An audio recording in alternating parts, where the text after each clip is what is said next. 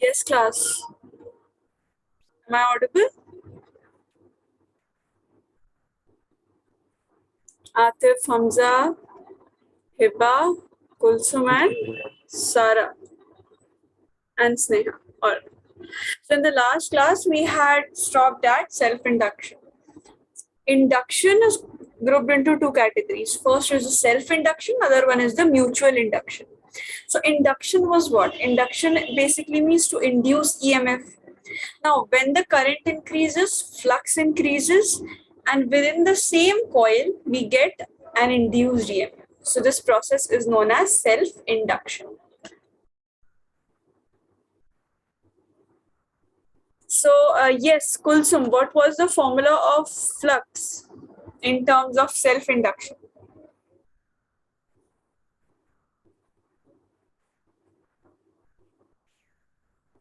Yes, Kulsum.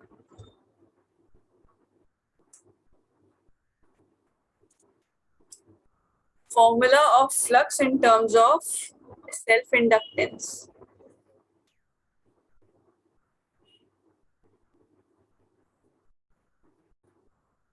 Just check into your notes, Kulsum. You must have written phi is equal to.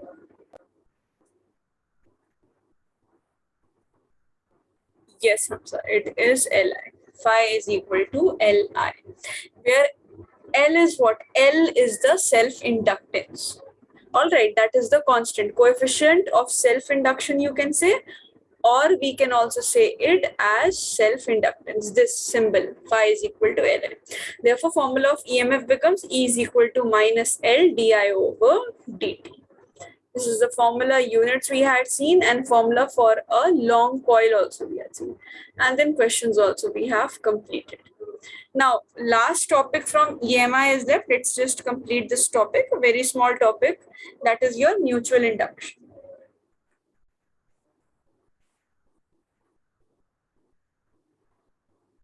Now, predicting mutual induction is very easy.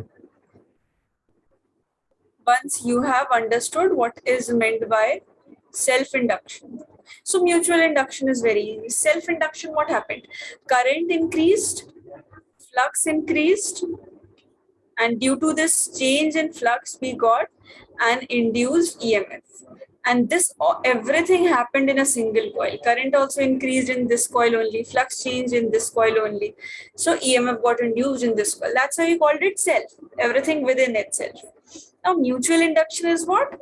It's production of EMF in one coil, but the change in magnetic flux occurs in another coil. If the magnetic flux changes in this coil 1 and induced EMF is induced in coil 2, then we say it is known as mutual induction.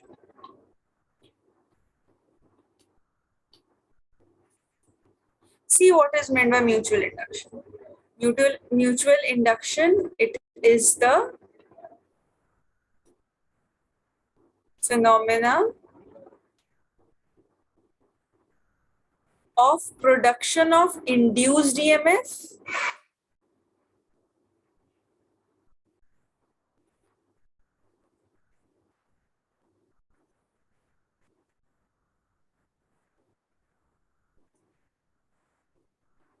in one coil. This is happening, EMF production is happening in one coil.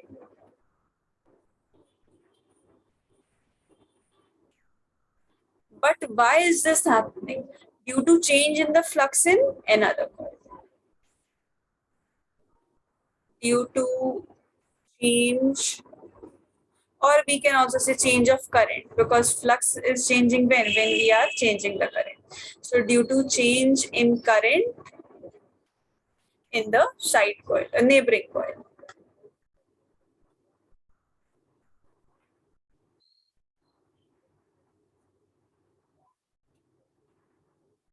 So this is meant by mutual induction. In one current, you can understand this with the help of a figure. Let me show you.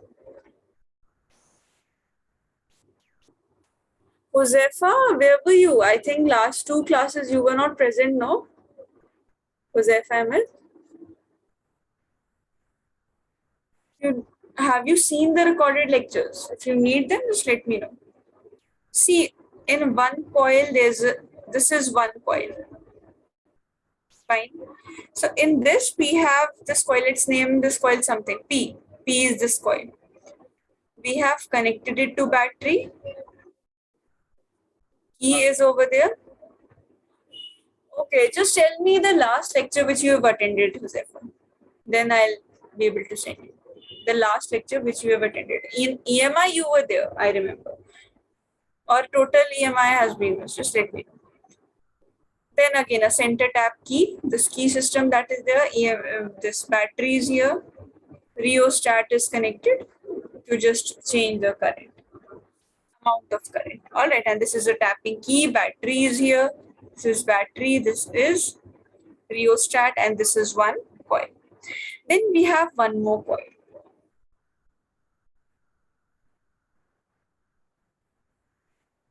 This is connected to the galvanometer. Why? To detect the current. The work of galvanometer is what? To detect the current. So when current flows through this coil P, let's say this is S.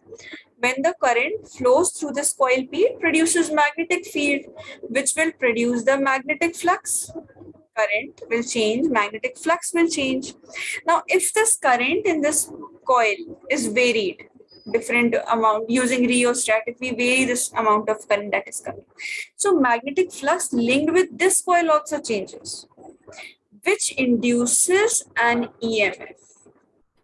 Here this EMF got induced, which induces an EMF, and hence current is seen. So how do we know that current is seen? Because of the deflection in the galvanometer. The galvanometer will show slight amount of deflection. So we call this coil as the primary coil, and we call this as a secondary coil. That's why I've written P and S. These coils, transformers, all these things, these will come in AC when we'll study AC. Today also we'll try to cover AC dynamo principle. That thing, that is very easy, you people will be able to do. Now, so in this, what happens? Now the calculation part is easier. So just the difference were two coils were involved. In case of self-induction, everything occurred in the single coil. Now, here also flux is directly proportional to current, but this time we will not write L, because L is what? L is the coefficient of self-inductance. Here we are not using self-inductance phenomena. So we'll write mutual inductance. So phi is equal to Mi. This becomes the difference. This is what? Phi is the magnetic flux. M is what? It is the coefficient of mutual induction, and this is the current through the coil. Basically current in the primary coil.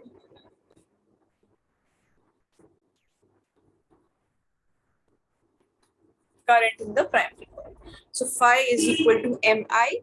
Now this is known as coefficient of mutual induction, or the way, remember L was known as what? Coefficient of self-induction, as well as it was known as self-inductance. Similarly, capital M will be known as coefficient of mutual induction, or this will be called as mutual inductance.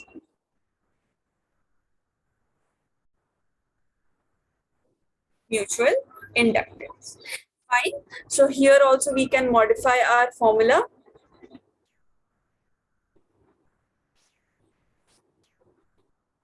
E was what? E was minus d phi over dt. Fine.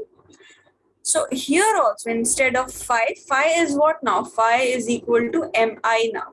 So we can put d, instead of phi, I can write Mi. M is a constant over here. So this becomes minus M di over dt. Everything similar to what you have studied. In case of self-inductance, it's just that mutual inductance will come over here. Similarly, SI unit is also Henry. If you people are revising on a regular basis, you'll be able to remember this mutual inductance very well if self-inductance has already been studied. It's just that two coils have been involved. Fine. So this is the unit for it. Dimensions are also same exactly that we have studied. So we'll see mutual inductance of two long solenoids are there if they are kept together, the way we had seen the self-inductance of a solenoid. But before that, you just note down these few points on mutual induction. I think Hanifa, you were also absent, no?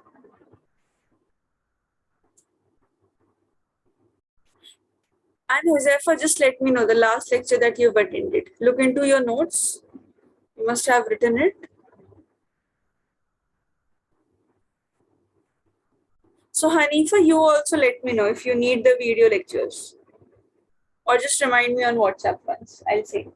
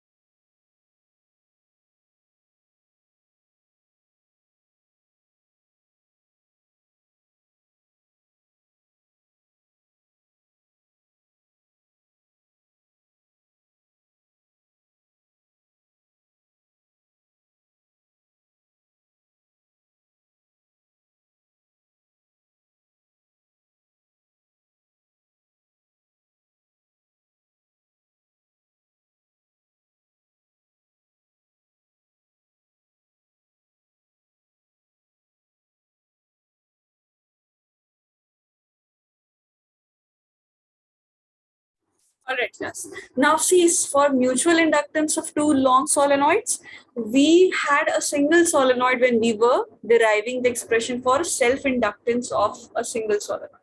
Now we'll be keeping the two long solenoids. So long solenoid means normal solenoid with the formula that we had seen in magnetics. That same similar formula. So in the in your exam, this question comes: derive an expression for the mutual inductance of two long coaxial solenoids, and then describe the factors on which it depends. On all these things. So on what factors does it depend, and on like this, a full 5-marker question.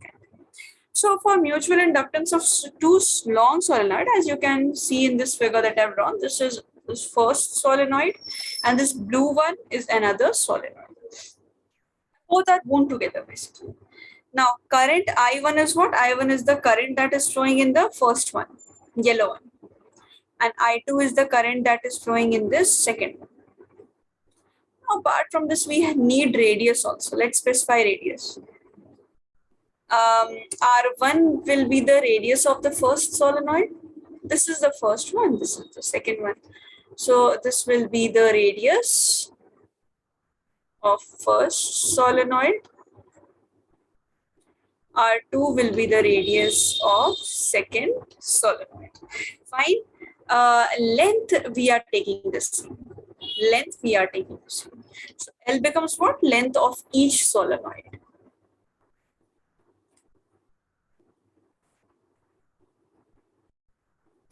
This is a little trickier than the self-inductance was, because here two things get involved. No, in case of self-inductance, there was a single solenoid, single formula. Magnetic field was also generated by single. So here we are having two coils. That's why we have to specify the term. And even if number of turns are mentioned, so this N1 will be number of turns in coil 1. Coil 1 means solenoid 1. And N2 will be number of turns in your solenoid 2. Now, formula of magnetic field for a solenoid. In the last class we had discussed. Who can tell from the class what was the formula for magnetic field for a long solenoid?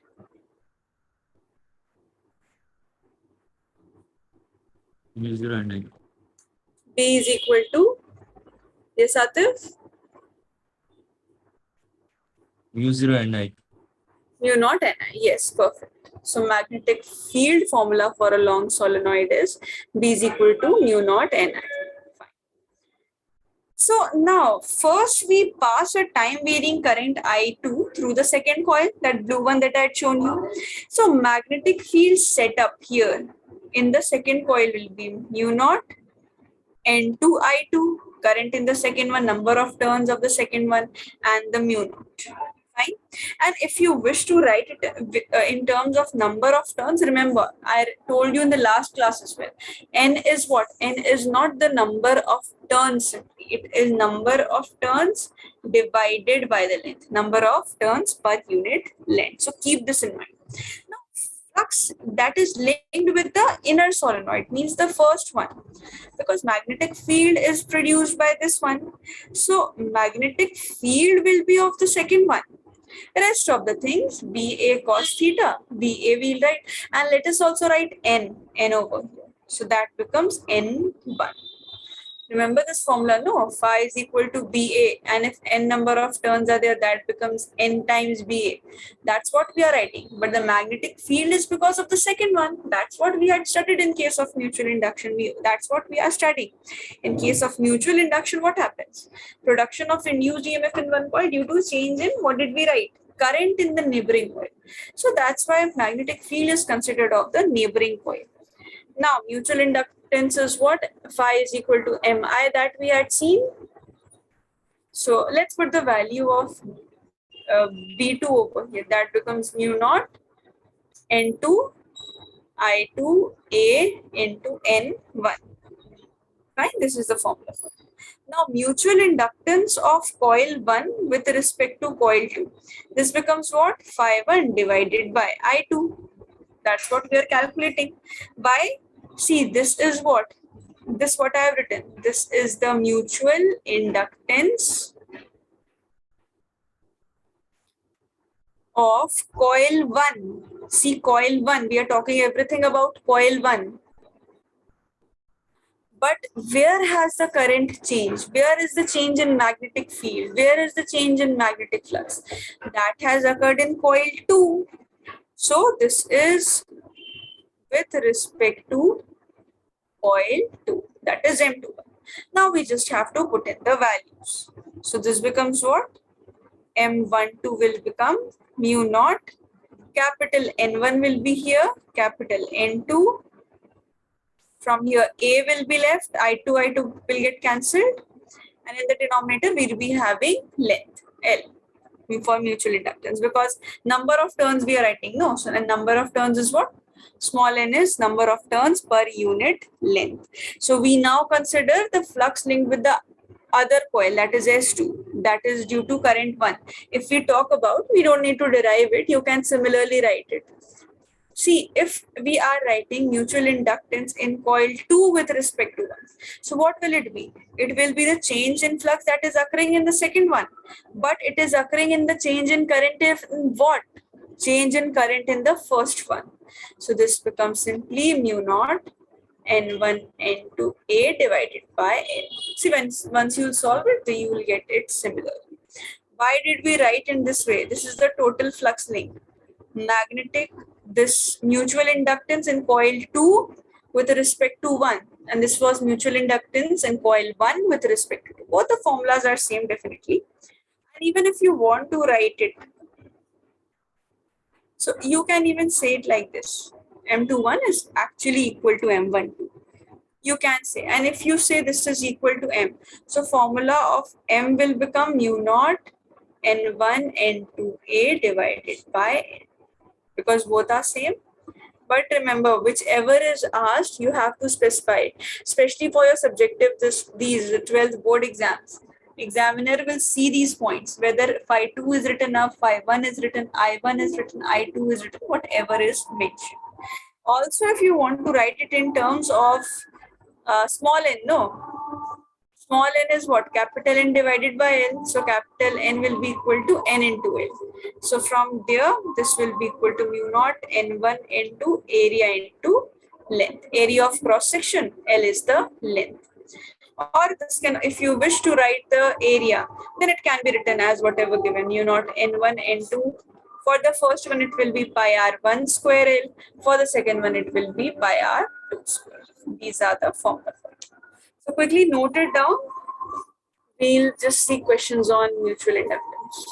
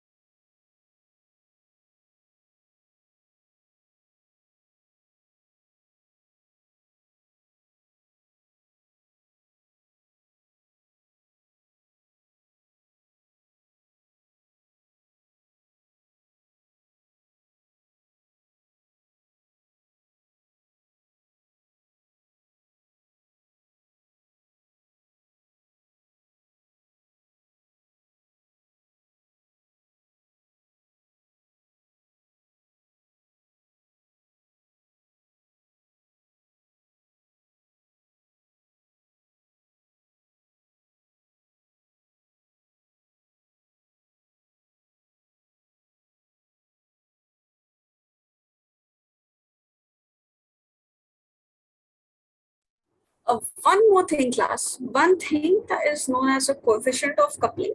This is rarely asked in your exam, but if it is asked, you can write K, which is the coefficient of coupling, is M divided by under root L1 L2. Means basically coefficient of coupling is what? It gives you the measurement or in the manner in which two coils are coupled together.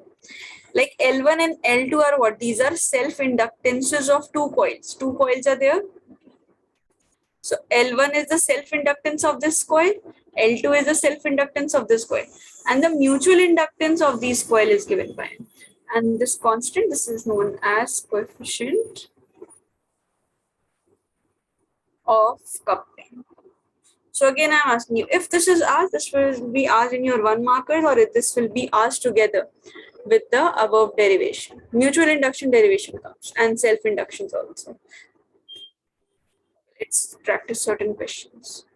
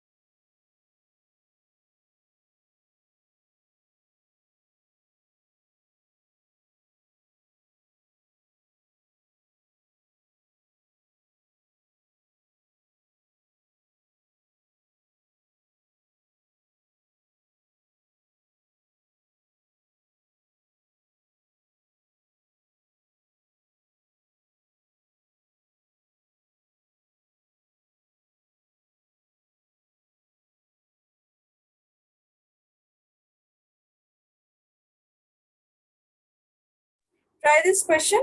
It's based on the formula that we have done, and it's an important question. It's your question from your NCERT, and it has appeared one time in the board exam exactly with the same values.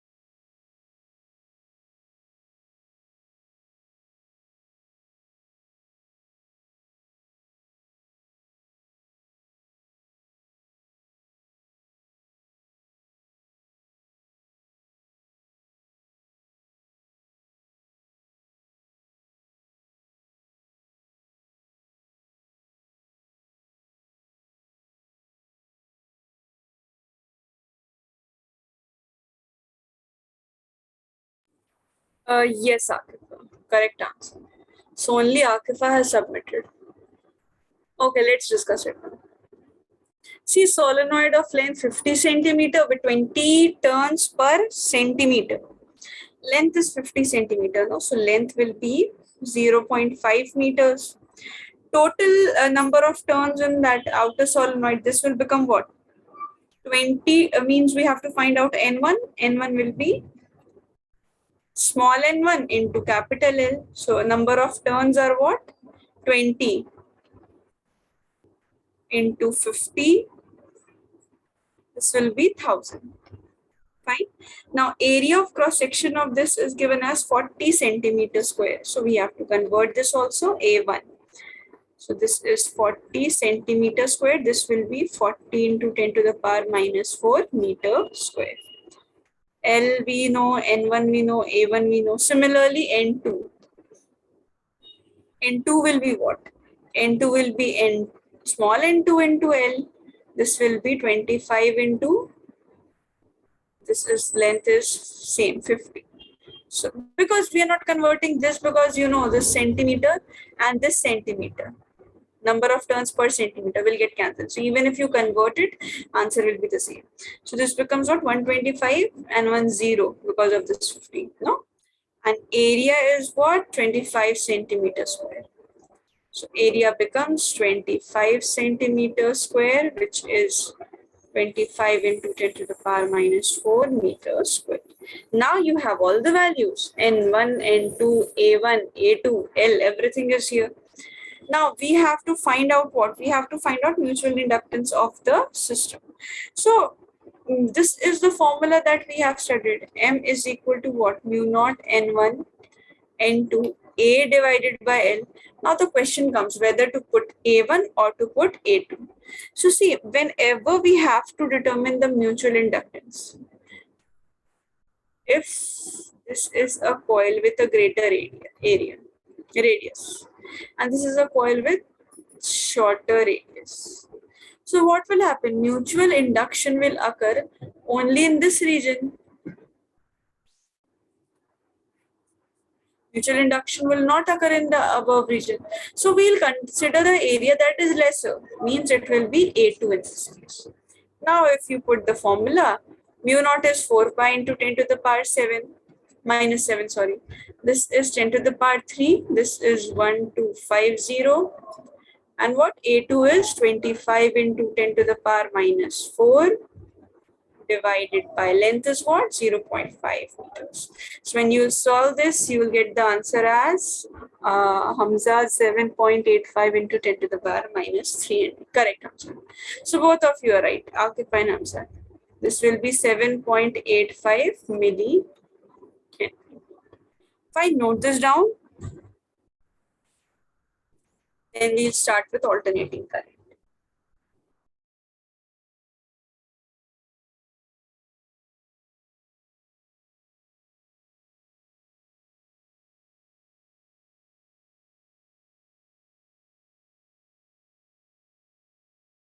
So this completes with EMI. We have completed electromagnetic induction. So remember, I have told you you have a test on Thursday. Thursday, complete test on EMI. Within the class only I'll conduct it. And I have sent your scores also on the WhatsApp.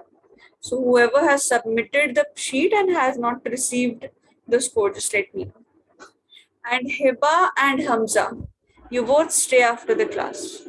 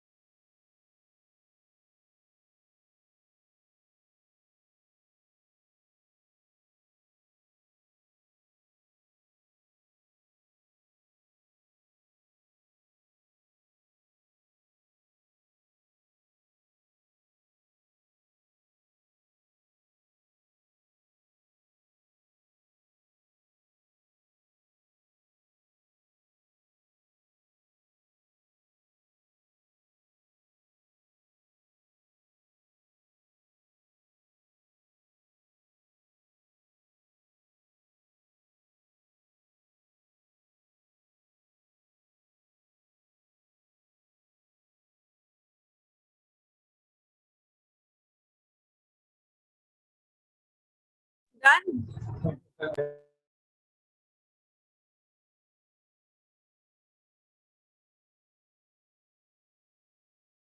Done, ma'am.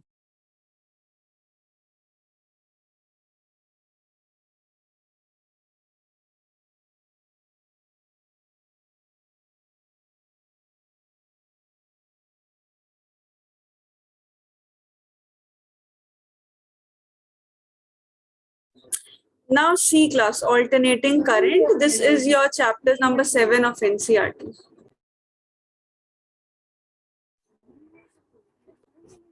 Alternating current. So this is chapter number 7 of your NCRT.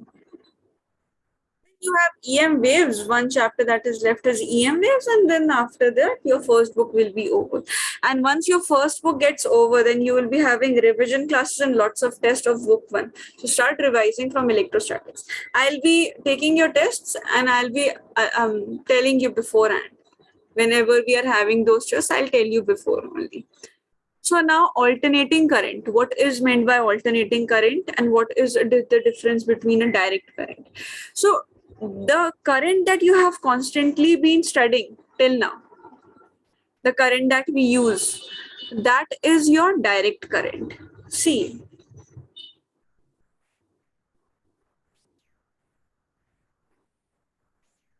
direct current means what? Direct current is the current that you have been using. In current electricity you have used till now, whatever you have used was your direct current. Direct current, what happened? Value or the magnitude of current remains the same even for different times. As you will increase the time, value of current will remain the same. For example, if the current's value is 5 milliamperes, for t is equal to 3 seconds, current value is 5 milliamperes. Then for 10 seconds also, this will be, even for 10 seconds, this will be 5 milliamperes as well. So it does not change with time. There is this constant value of current that you get. It does not change with time. See, whenever we had done the circuits also, whenever we did all those circuits for current electricity, for solving all those circuits, what happened?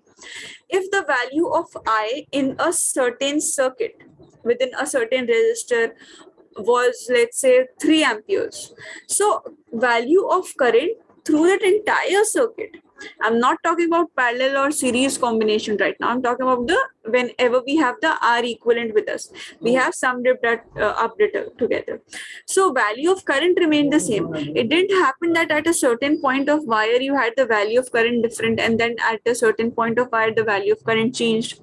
The value of current remains same in your circuit. For even mutual induction, self-induction, whatever we have studied, I2, I1, value remained the same. You didn't write I2 as variable. You didn't write I2 depending on something else. If I2 was there, I2 will have a certain value that can be calculated using Ohm's law if potential and resistance are mentioned. I will be equal to V divided by R. But that value will remain the same. You don't have angle, so that angle is changing, current's value is changing. You don't have any X, Y, Z, so that current is depending on that. So that fixed value of current that you have been using till now, you didn't vary your current. Current got changed because of branching. That's a different thing. Current is changing, but in that wire, in a certain wire, current's value is not changing. That type of current is known as direct current. Why do we call it as direct current? Because it's the direct source. The direct source of the current is the battery or the cell that you use in the circuit. So direct current is most of the time it is called as DC. So if you plot a graph between, this is what, this is the current, this is the time graph. So in case of current versus time graph, what is happening? Value of current is not changing. At t is equal to 2 seconds, let's say the value of current was this much. At t is equal to 5 seconds, value of current is still the same. At t is equal to 10 seconds, value of current remained the same. It didn't vary with time. You didn't have time in your equation. For current, you had the formula Q divided by T. For there, Value, your charge varied. Your charge got varied. There were different formulas earlier that was included in your syllabus. Now that's not included. So there were equations in current electricity where we had variable charge and all those. So that's not included right now. So for you, this much is enough. Now, what's the source of this? Source is simply a cell or a battery. Cell or a battery. So normal wires that you connect in your circuit through the help towards the cell or a battery, to one wire towards the positive end, other wire towards the negative terminal of the battery. Now coming to our chapter. This you have studied. Direct current is over. Direct current you have studied. In detail you have studied direct current. Alternating current is also again a short chapter, but it's not as easy as EMI. EMI was a very easy chapter. Direct formulas were there. In the last, something can be confusing. Anything that can be confusing is induction, and that too only mutual induction. Otherwise, EMI is a very easy lesson. Alternating current can be confusing. If you've understood it well, then this is a very short chapter. It will take a small period of time only for your revision when you will revise it. All right. Alternating current means current is changing at every moment. Everything will be opposite to direct current. So in case of AC, AC means alternating current. From the term alternating, you can predict. Alternating means what? Something that is changing with respect to time.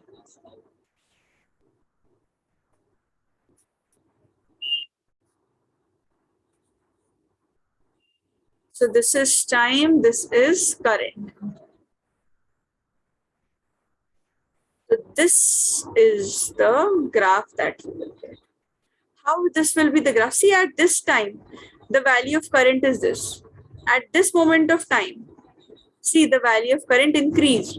Then again, the amplitude of the graph decreased. Similarly, here, it reached this. It decreased further. Then it increased a little. Then it again increased. Then it again increased, like this. So what's the source of AC?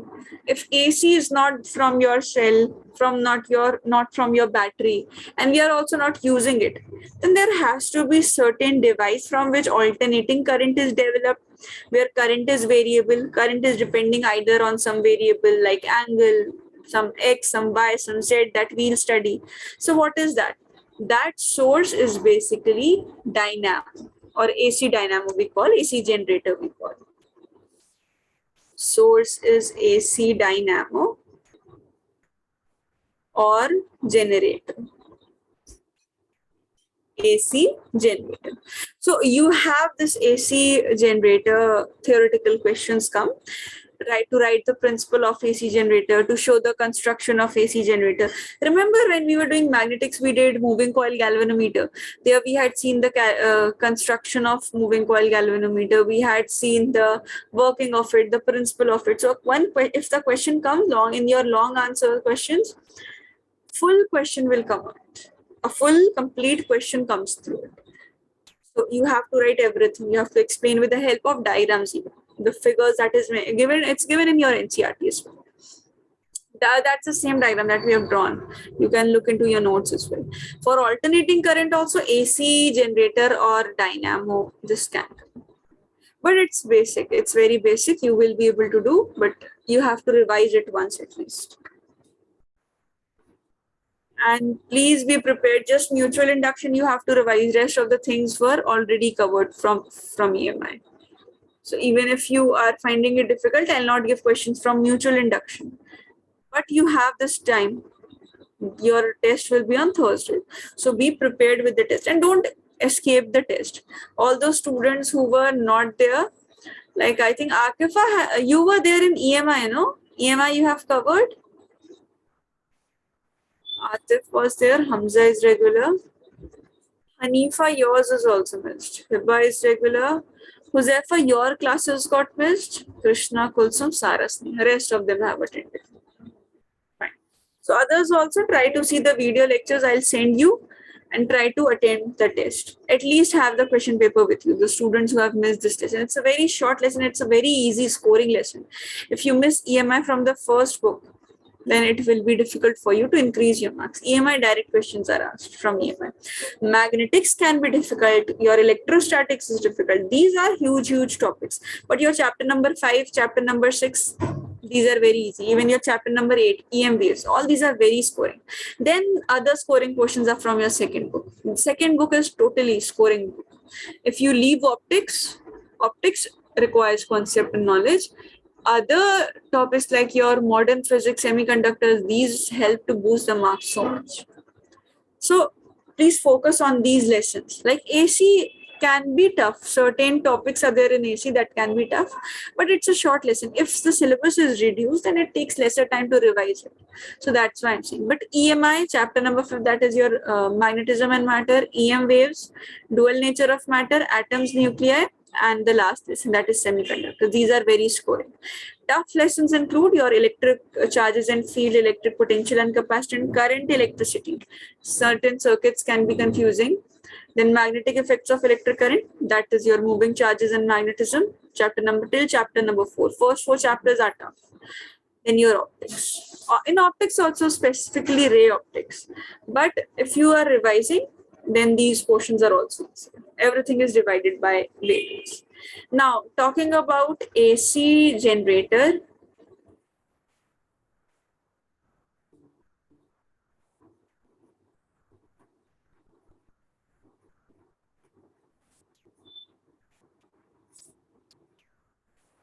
AC generator or a dynamo. So it does one thing. You have to remember what is an AC dynamometer or what is AC generator, not dynamometer, AC dynamo or AC generator. One thing you have to remember, it converts one form of energy into another form. Now just remember which form of energy is converted into which form. So it's a device which converts, now it converts what? The mechanical energy into the electric energy. Mechanical energy is the energy that you study in your lessons like work energy and power, the normal energy that is obtained. So mechanical energy will come by motion, change. Mechanical energy is what? The normal energy that you have been studying, kinetic energy, potential energy. Some of the kinetic energy and potential energy gives you mechanical energy. So that occurs with respect to change in position, that occurs because of interaction. Potential energy we have studied in detail in case of electrostatic, and we have revised it also, the concept from 11th. So mechanical energy, the energy that you study, into what? Into electric energy. Electric energy, that's why we get current. If electric energy is not produced, then how will you get the current? So mechanical energy into electrical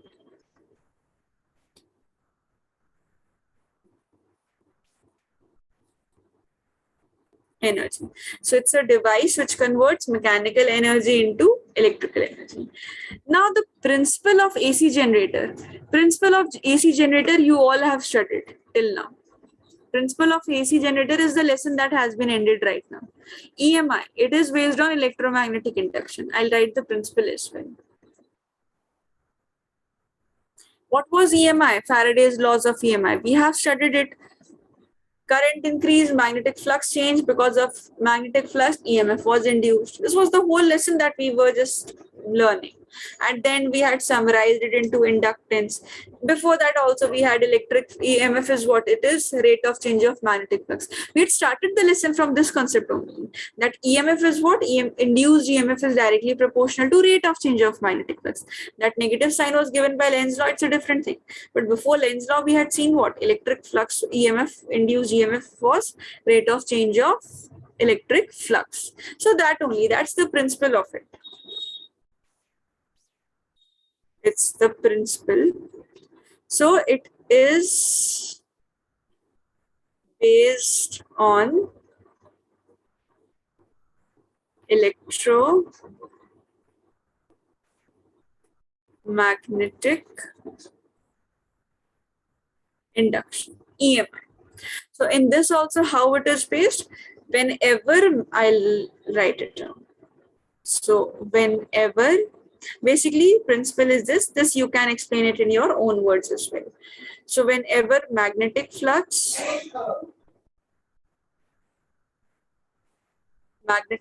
linked with the coil, I'm writing it again so that it can be a revision for you, and all the students who have missed, you can at least see. So whenever magnetic flux, I hope you people remember, magnetic flux is what? Number of magnetic field lines crossing area normally. So whenever magnetic flux linked with a coil changes, then an EMF is induced in it. An EMF is induced in it. Now, specifically, if I talk about AC dynamometer, no, not dynamometers, dynamo or AC generators. Dynamometers are different devices. So, for AC generators, specifically, if I talk about them, that how will this magnetic flux change? So, magnetic flux will change because of rotation of the coil. The AC that is generated, alternating current that has been produced, it is produced because of the rotation of the coil. So coil constantly changes. Coil keeps on changing like this. Coil keeps on changing. So as the coil keeps on changing because of rotation in a uniform magnetic field, we get variable magnetic flux. So because of magnetic flux variable, we have induced EMF.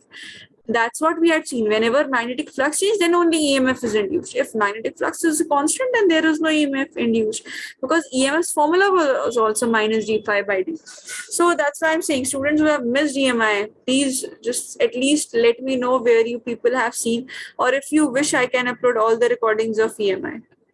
Just let me know, then only I'll be sharing it with you people. So it occurs due to rotation of coil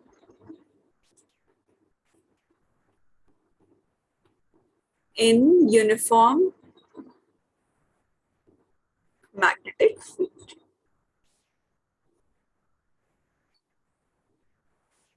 Class, at least note down till here, otherwise points will get mixed up. So AC generator converts mechanical energy into electric energy. Principle EMI. EMI, whatever you have studied, write down everything. And DC is constant current that is generated through cell or battery. Alternating current is current that is variable.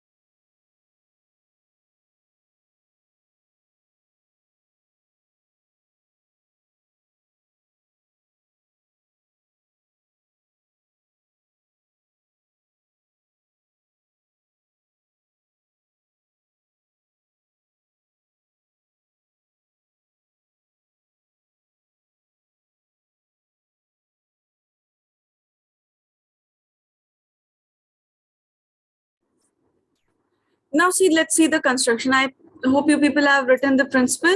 If anyone is writing, just let me know. Now regarding the construction, again, magnets are there.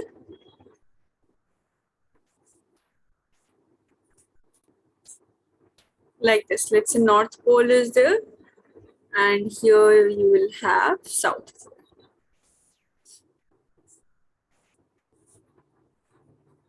Now in between magnets, definitely magnets are there, magnetic field lines will be there, and these magnetic field lines are uniform. Now here the rotation of the coil will occur. Coil is kept. A coil is rectangular coil. I have taken a rectangular coil is kept. This is held with the help of brushes. Certain circular brushes are there because we have to connect it to the circuit, no? So to hold it, these are certain brushes.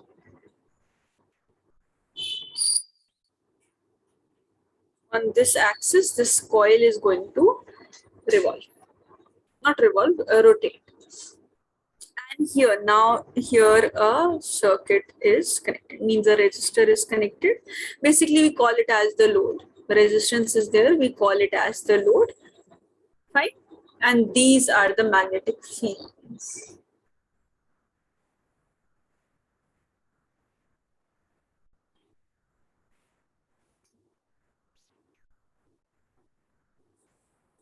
So this is how it is constructed. Now, regarding the theory portion, in case of the theory, you have to always mention the theory along with the construction. Don't just leave the diagram and then proceed towards the next question.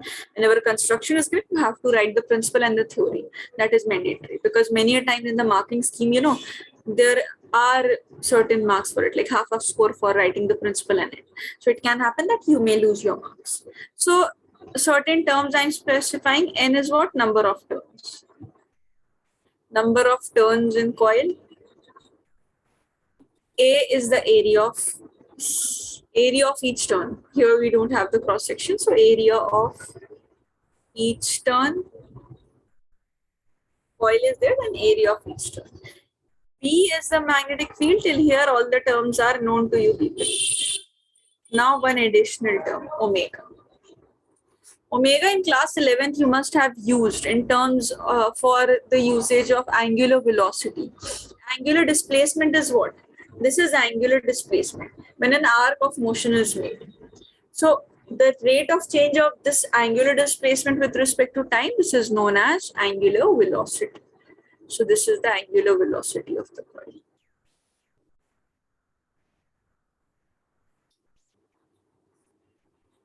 See why am I using the term angular velocity?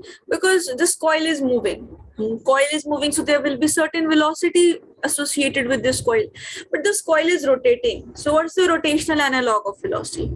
That's omega only. So this coil is rotating with certain velocity, which we call it as omega. Omega, remember, omega is theta by t, angular displacement divided by time. Regarding your flux was BA cos theta.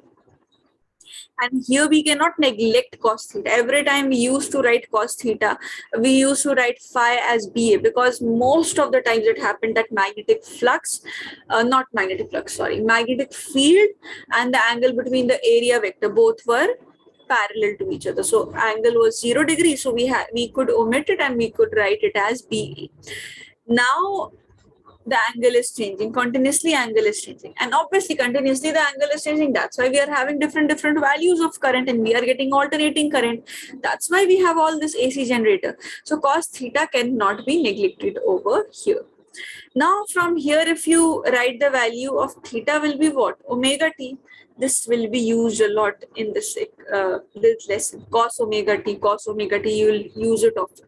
So this becomes what? BA cos omega t. Now, let's write some more things. This is flux. This becomes the equation of flux. Using your Faraday's laws of EMI, I'm again repeating, Faraday's laws of EMI says that induced EMF is directly proportional to rate of change of magnetic flux. This negative sign shows, this negative sign's explanation is given by Lenz's law, which says that whatever is the induced EMF of current, that opposes the cause that produces it. Basically, it opposes the magnetic flux. That we have seen, Lenz's law we have seen in detail. So put the value of phi over here. This becomes minus d over dt. What are we differentiating if you put the value of phi? This becomes BA cos omega t. So BA will be a constant. When we differentiate it, magnetic field is uniform.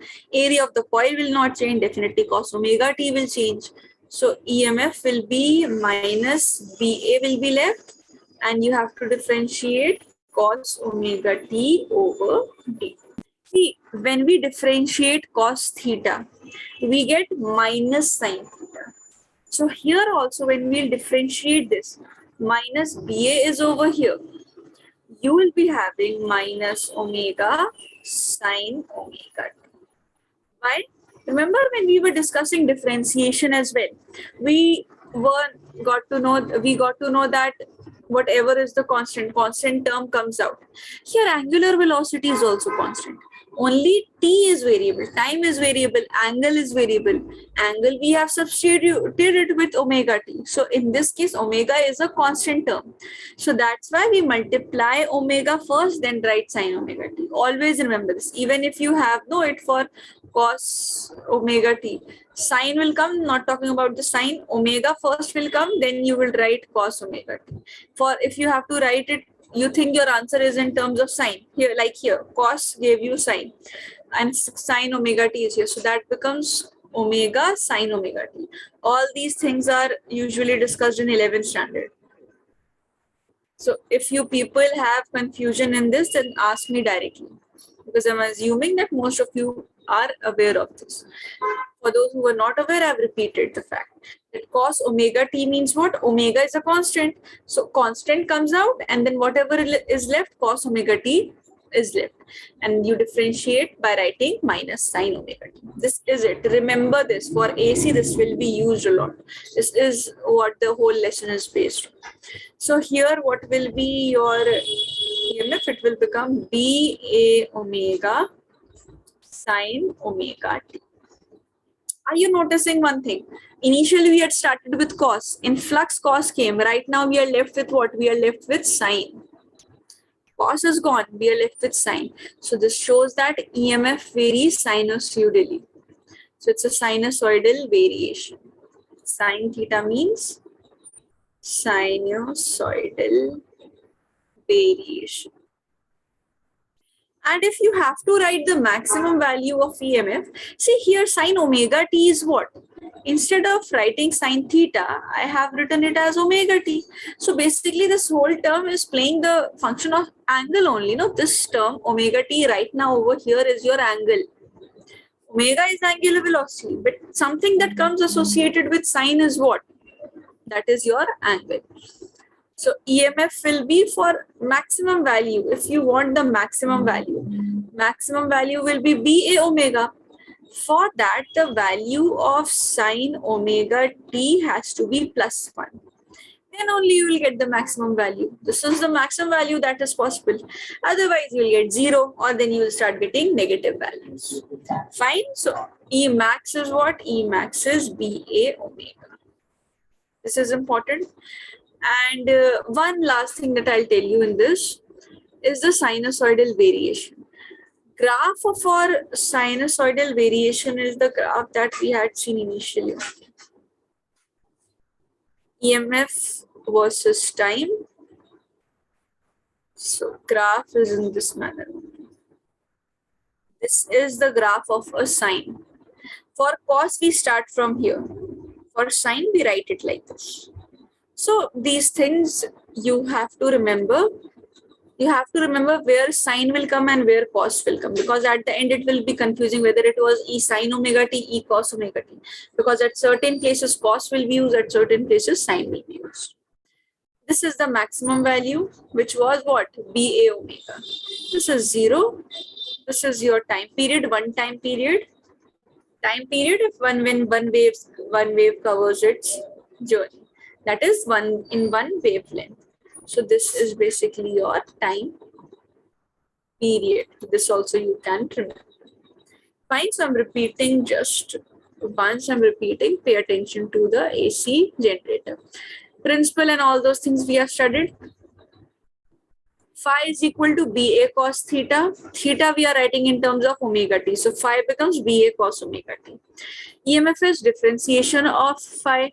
So we get on differentiating it BA omega sine omega t. Why to write omega before? Because omega is a constant and in differentiation constant term comes ahead. Even in case of integration constant term comes ahead. And maximum value is possible when the value of angle, that is sine omega t, is 1. Then only you can have the maximum value. Otherwise, for sine omega t as 0, sine 0 degree is what? That is 0. You'll get the EMF as 0. If it is negative, then you'll get it as minus b omega. So what's the maximum value that is possible? Maximum value that is possible is E max, that is ba omega only. And since we are getting sine in our answer, sinusoidal variation of a graph looks like this. For students who are having maths, they'll be studying all these graphs in detail. And I think they have already studied this in their 11th class. Fine class. So just note down this as well. So this way, this coil keeps on rotating in this magnetic field. As this coil keeps on rotating, then there is different induction in the magnetic field, and so an associated EMF. Just note down this.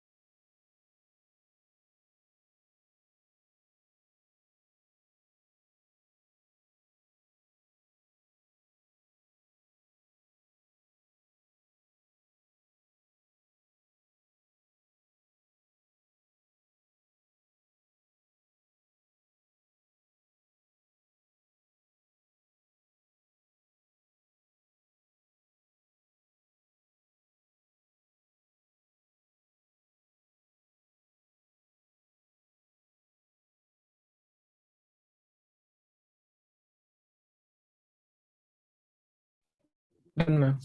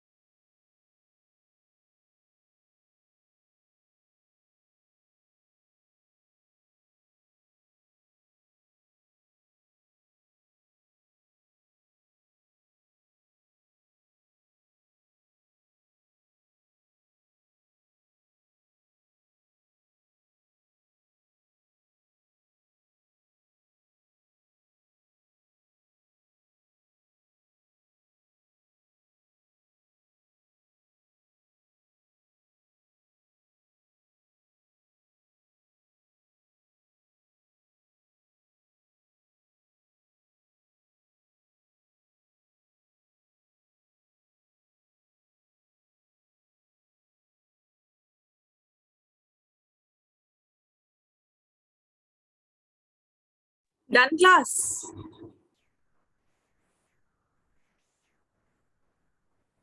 Done, ma'am. Others? What about others? Have you people also completed? Yes.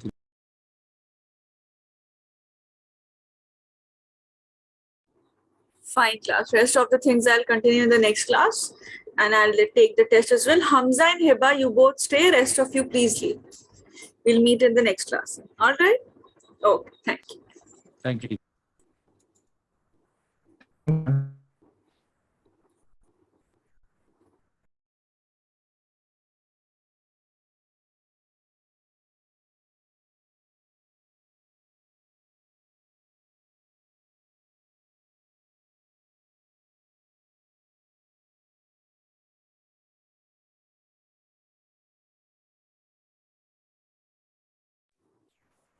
Yes, Hiba and Hamza.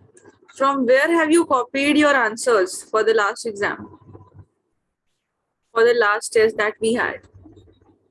Your paper was entirely different from the question paper that you received.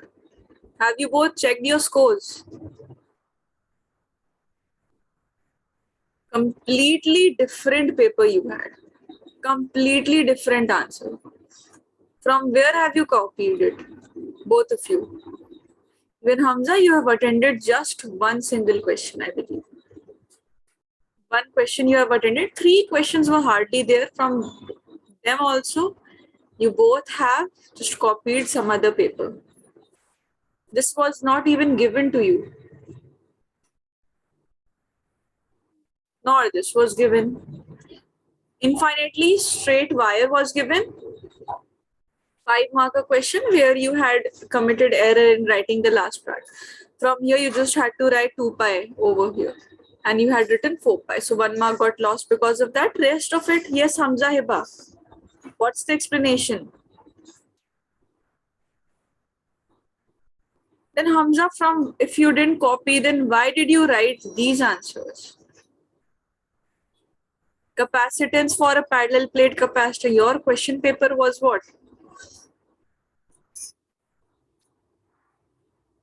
This is your batch, no? MEC batch. This was your paper. To derive the expression of magnetic field at the center of semicircular coil. Second was to write the steps to derive expression of energy in a parallel plate capacitor.